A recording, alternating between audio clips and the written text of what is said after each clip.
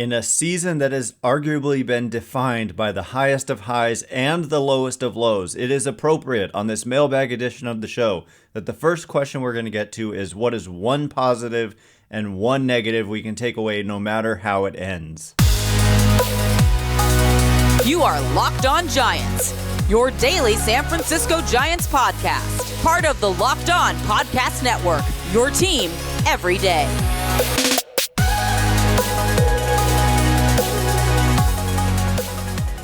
Hello and welcome to Locked On Giants, part of the Locked On Podcast Network, where it's your team every day.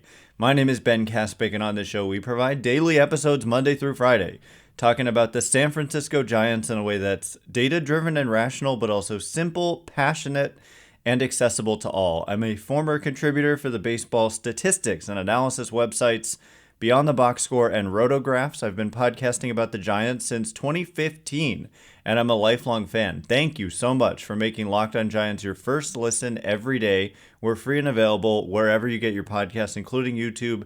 Check us out there, and please hit that subscribe or follow button wherever it is that you're listening to or watching the show. Today's episode is brought to you by Jace Medical. Empower yourself when you purchase a Jace case, providing you with a personal supply of 5 antibiotics that treat 50-plus infections. Get yours today at jacemedical.com. That's Jase medical.com. And coming up on today's show, a mailbag edition of the show. These are leftover questions from late last week, and so it's so funny. A lot of them I have to throw not in the garbage, but to the bottom of the pile because they were just so negative because the team at that point, it was before this 5-1 homestand. And so I kind of had to discard. It's not that those questions are no longer relevant. It's just that they're not topical. They're not the questions of the hour, but these ones are. Daniel asks, taking a more balanced question here. A rose and a thorn. What is your rose for the season? Something positive to take away no matter what happens. And a negative thorn. Again, no matter what happens, even if the Giants go on to make a deep playoff run somehow. So it's tough to come up with a negative, even if they make a deep playoff run, you get what I'm saying? I'll get there later, but the positive that I definitely take away from this season, first and foremost, is that the youth movement has finally arrived. I think for the longest time, and especially when, starting in 2017, really, we were looking at a lot of the same players and a lot of losing. 17 was bad, 18 was bad, 19 below 500 again. 2020 was obviously the pandemic year. 2021, fluke, miracle, 107 win regular season. 2022, back to 500. A lot of the time, when did any young players kind of come up and make an impact? We had Logan Webb, Camilo Doval, Thairo Estrada, and that's a nice little grouping there. But this year we've seen just an influx, and so the person who comes to mind immediately is Patrick Bailey, because look, I've got nothing against the guy personally, but Joey Bart, if you followed my show, you know that I've been skeptical about him for a long time, and apparently so have the Giants, because Patrick Bailey very much passed Bart on the depth chart, and Bart has spent most of the season in AAA, and they've even got a Rule 5 guy in Blake Sable, who's not even really a catcher by trade, but is doing an acceptable job, I would say. Not great, below average, but acceptable enough. So, but Bailey, he looks like a kind of franchise cornerstone type of player, largely defensively, but can hold his own with the bat as well. Not someone who's just can't hit a lick and is good defensively. And then you've got I'm so encouraged by a 21-year-old Luis Mato showing what he's showing. To be 21 and doing what he's doing is incredible. It's not like he's been great, but he's 21 years old. And so I expect continued development and improvement, and I think he's going to be a good player. And so the fact that we've had a lot of Luis Matos in the major leagues We also had Marco Luciano make his major league debut, and I know it was short. He may make an impact down the stretch. That'll be really interesting to see, and to see if they continue to kind of platoon him, because they don't have a shortstop really after this year. And so Luciano, if he could be that guy, I'd like to see it as much as possible down the stretch, especially because Brandon Crawford has just frankly been bad and not good defensively really, and certainly not good hitting. And so you don't really have much to lose going with Luciano if he's healthy and just seeing what you have there. So there are others. Kyle Harrison has arrived. Keaton Wynn, the impact that he's made. Tristan Beck, like so many rookies. That's the positive no matter what for me. Slam dunk. The negative, this is why I have a hard time saying even if they go and make a run and get into the playoffs and make a deep playoff run, it would be hard for me to continue to say that this is a negative.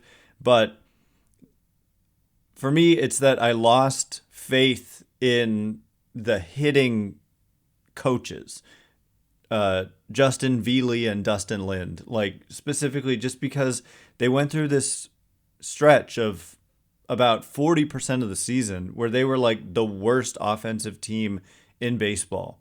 Worst average, worst on base, worst slugging. You can make a case that the Rockies were worse when you adjust for the ballpark, but that's it. Only the Rockies, maybe.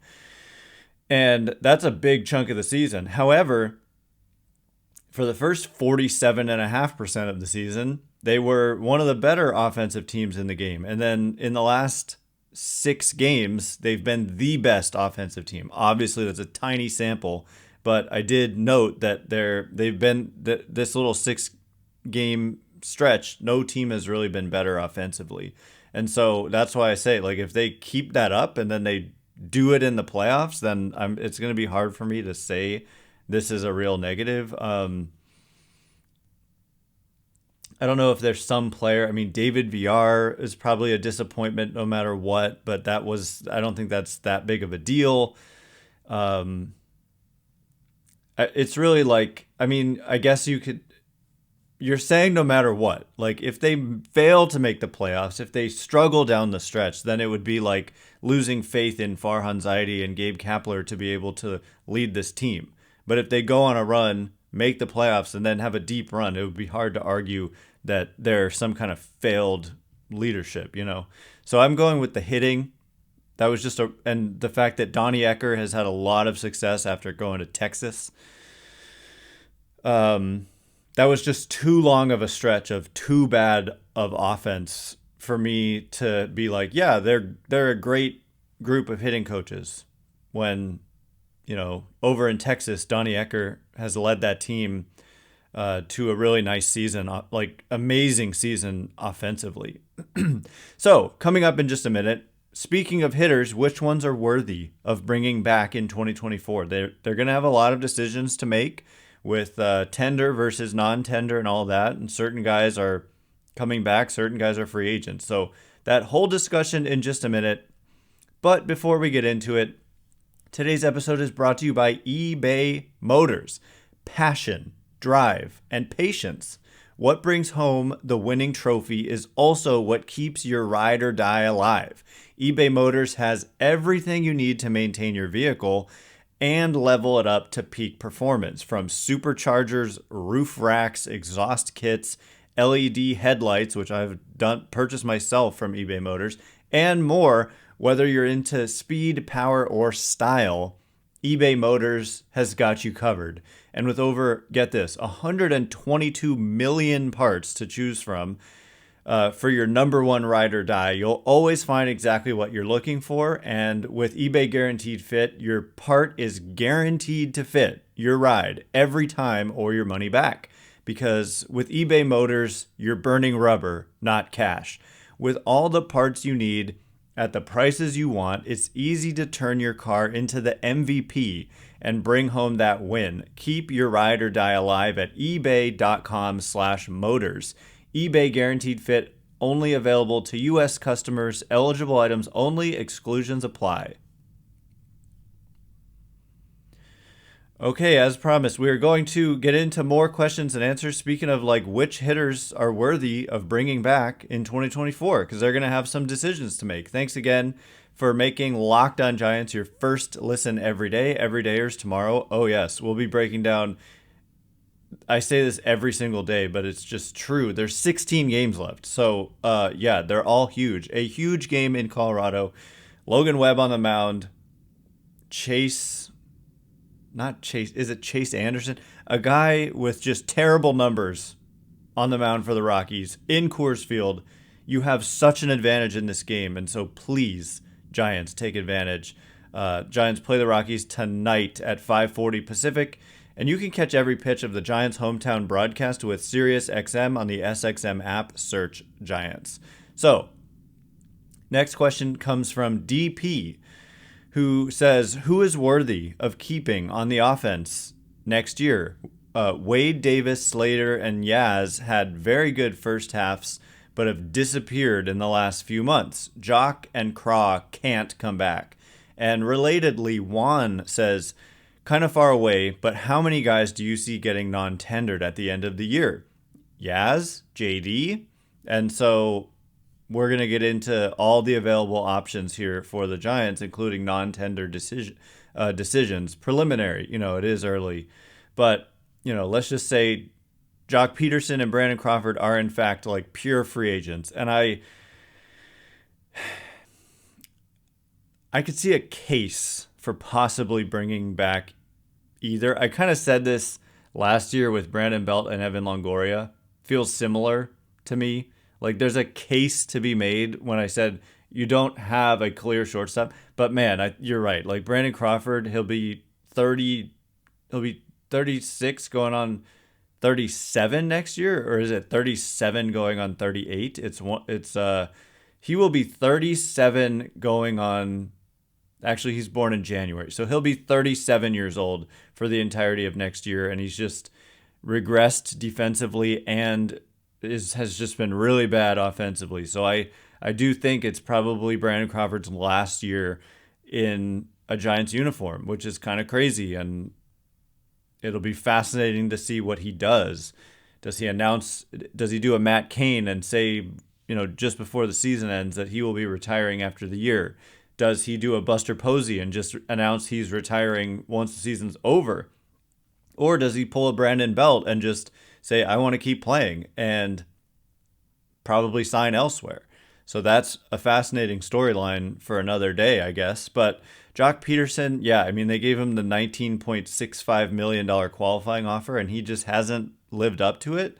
If he performed this year like he did last year, I would say he kind of did live up to it, but he just hasn't been that impact bat that they had hoped he would be. He's been solid and a threat and not terrible, but $20 million for just a platoon DH who's not performing great is a lot and is a pure free agent. But I could see a case for possibly bringing him back. It would be a much smaller looking contract, but I agree. We'll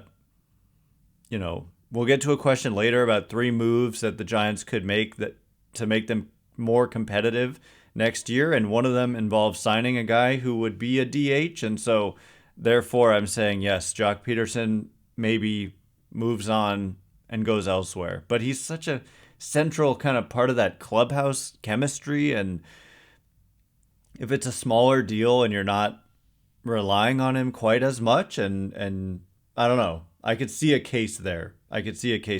Michael Conforto has the right to opt in to next year. He might not, given that the free agent market is weak, and he could possibly do better than a total of $18 million, which is what he would be making with the Giants next year. Haniger is under contract for next year, so guys who are under these large contracts, like, I don't see them cutting them loose, so I'm not even considering them. And plus, I believe still in the ability of Conforto and Haniger, by the way. And then we look at, obviously, Wilmer Flores is under contract, and then everybody else is either, like you said, like arbitration eligible, so they could be non-tendered, or even pre-arbitration. And so when I look at arbitration guys, I think JD Davis has definitely shown me enough. He's not a perfect player, but he has been a valuable piece of the puzzle for the Giants this year. Just the other day, hit just the biggest hit of his Giants career, a 3-run homer to tie that game against the Guardians. And according to Fangraphs, to me, like just the eye test, his defense has been much improved. He's known as like a bad defender, and I think he's been solid.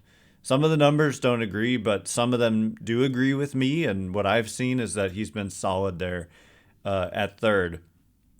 And Fangraphs adds it up to 2 wins above replacement, which is about an average player in a full season. And we're not done yet. And so if he's just like an average player, then I think he's worth bringing back at the modest salary that he would command, probably around like $6.5 million. I think that he is worthy of bringing back. Austin Slater, I know he gets a lot of hate, but there's just no doubt in my mind that he's worth bringing back. Again, it would be a very modest salary, like $4 or $5 million, and hasn't been the best year for him, but like he's such a threat against left-handed pitching, like arguably one of the best in the game, one of the best pinch hitters, maybe the best pinch hitter in terms of results of all time. If you look at the numbers, actually, he is. If minimum 100 plate appearances as a pinch hitter. So he's definitely worthy of bringing back. To me, Yaz, no question, also worthy of bringing back. He's having a good offensive season. Nice slugging, 481. He's been hurt a few times, but the power has come back this year. He's having a just solid season. He's a good base runner. He's a good defender. No question, to me, he's worth bringing back as an arbitration eligible player. Same with LaMonte and same with Tyro. There's just no question these guys are worth bringing back.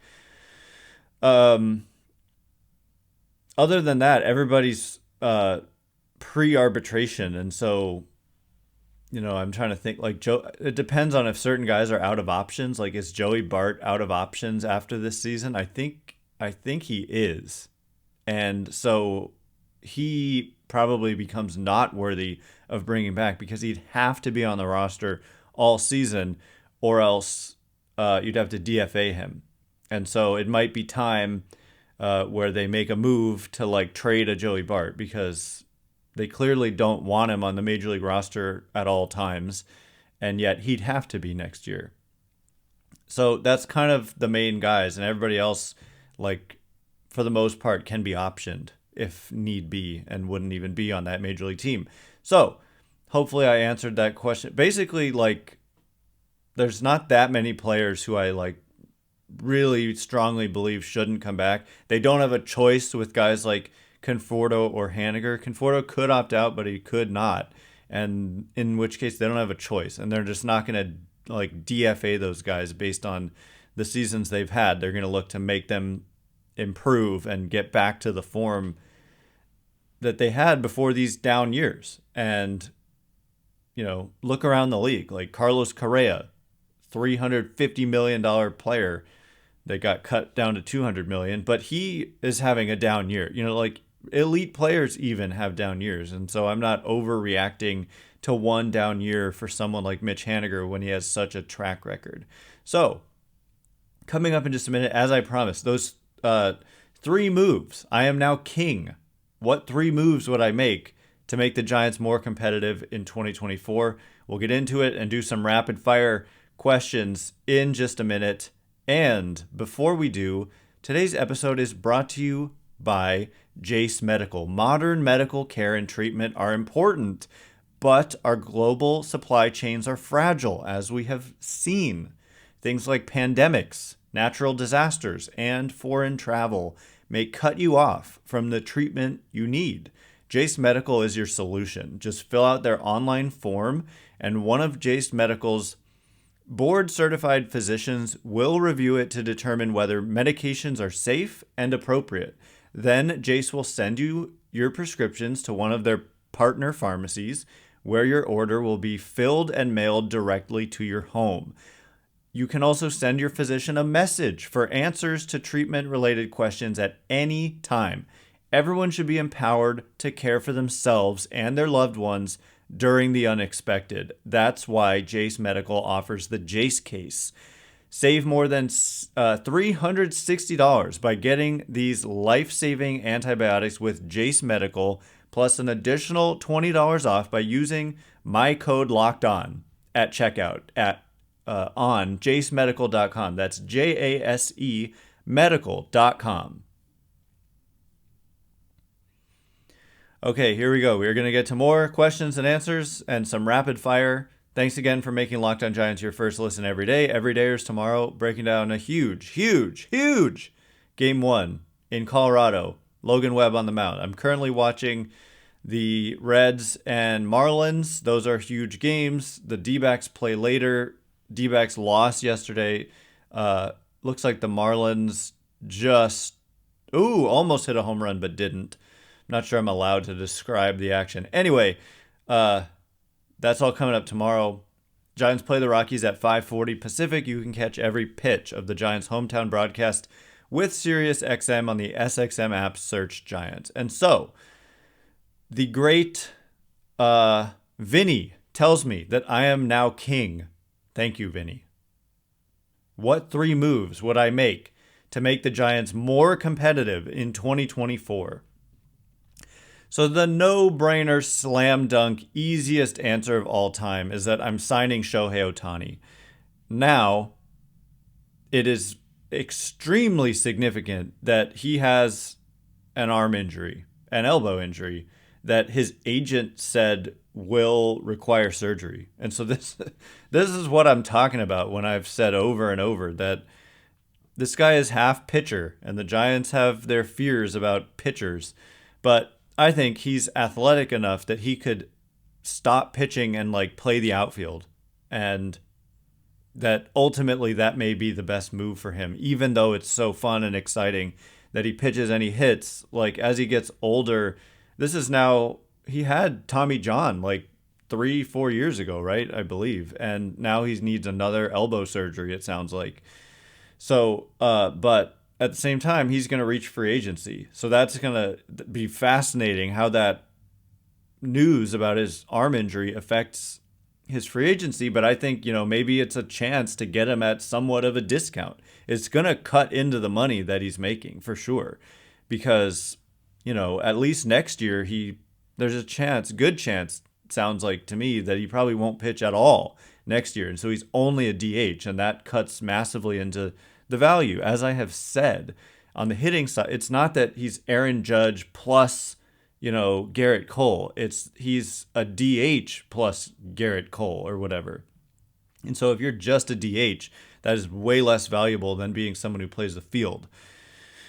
But to me, he could just be Aaron Judge. And if you look at the Judge contract, it was 9 years, $360 million for $40 million a year. So that kind of sets the bar. But the people who are out there saying he's going to get $80 million a year, I think that's insane. I think that's insane and not going to happen because of what I just said. He's not playing the field on the days when he's not pitching. He's just a DH, and that matters a lot.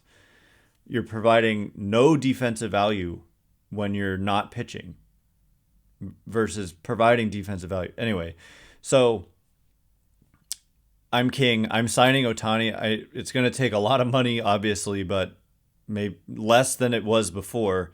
And that's my number one move. I'm also trading for Tommy Edman. That kind of solves my shortstop dilemma, but also the versatility of Edman to be able to play the outfield, second base, third base, shortstop. He can play anywhere.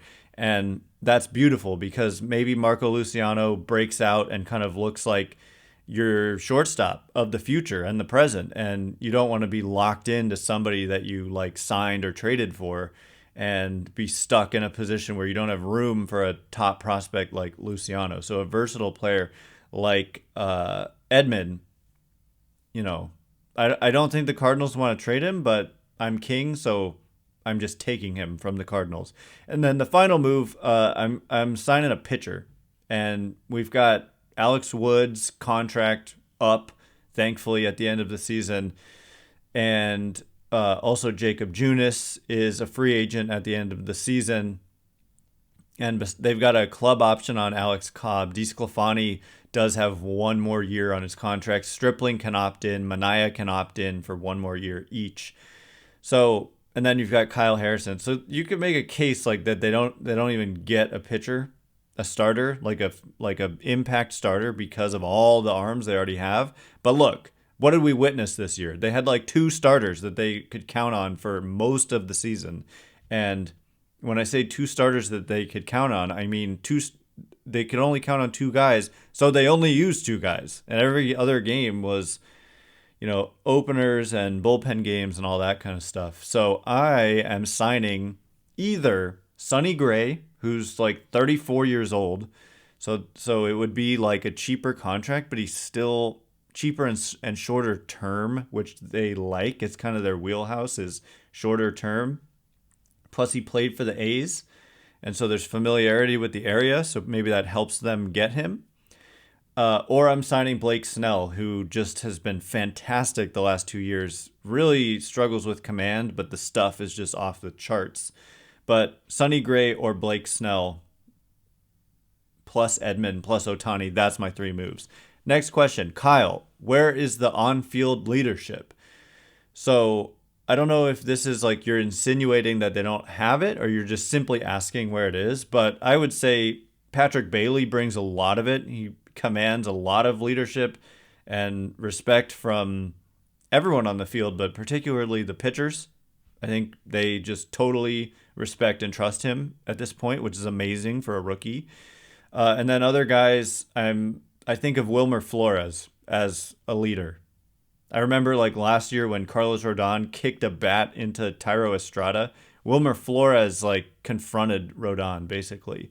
And so I think you're getting on-field leadership there.